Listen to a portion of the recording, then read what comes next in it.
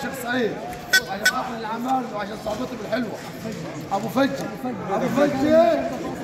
مشبع، ابو المكان، ابو سعيد، بيت ابو سعيد، ابو فجي، ابو سالم، خاطر،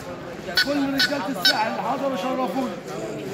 والفرح واصحاب الفرح وبس عليه صحابات الفرح، والشيخ سعيد وعائلة الشيخ